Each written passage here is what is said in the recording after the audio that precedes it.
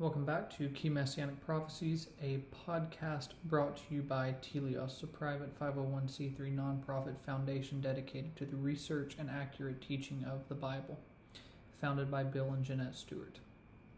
On this episode, we will focus on Psalms 22 and 23. Now, Psalm 22 is easily one of the more well-known Messianic Psalms due to the fact that the words of this psalm are on the lips of Christ when he is on the cross. Read in the context of the preceding psalms, we find that Psalm 20 gives assurance that God will save his anointed king. And this is a salvation that the king rejoices in back in Psalm 21. Yet when Psalm 22 begins, it does so with a complaint about God's apparent abandonment, as well as his seeming neglect of this king's salvation. And for about 22 verses, it appears that God has abandoned his king to these numerous enemies that surround him, that he has displayed before. However, we find at the end of Psalm 22 that the Lord does, in fact, answer the cries of the king.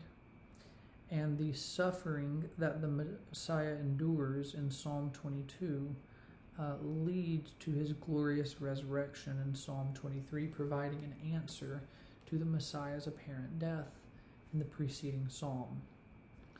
Now, the tendency with regard to the Psalter is to divide it up and to tackle each psalm individually, more or less. For example, Psalm 23, a very well-known psalm that has even worked its way into popular culture.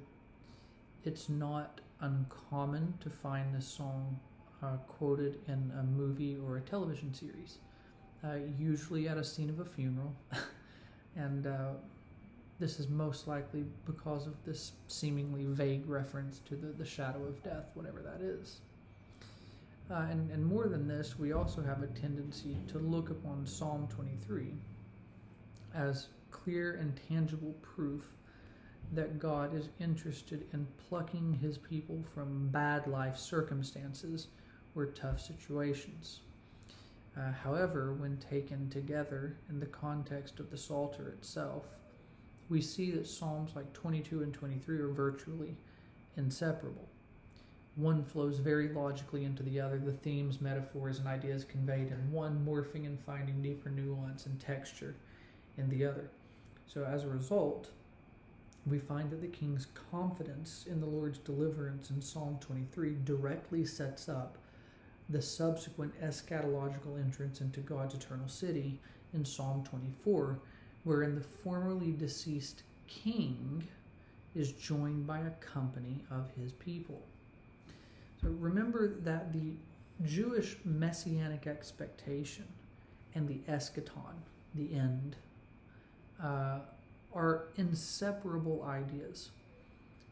These people got their notions of what the Messiah was supposed to be from the Old Testament, which linked the two very closely together. It's one of the things that surprised them very much about how Jesus conducted himself while on earth.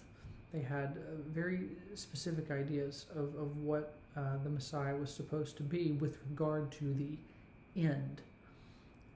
And here in the Psalms, we find clear and tangible evidence for this future-oriented work of the Messiah. So it is actually quite an error in interpretation to try and pull what is promised eschatologically back into the present. So to go back to our example, it's not quite accurate to say that Psalm 23 promises deliverance from every bad life circumstance or tough situation on an individual microscopic scale. It doesn't. However, what it does anticipate is a day when the resurrected Messiah enters into glory with those who follow him. So it could be said this way: forget a bad life circumstance. The worst life circumstance, death, has been defeated here.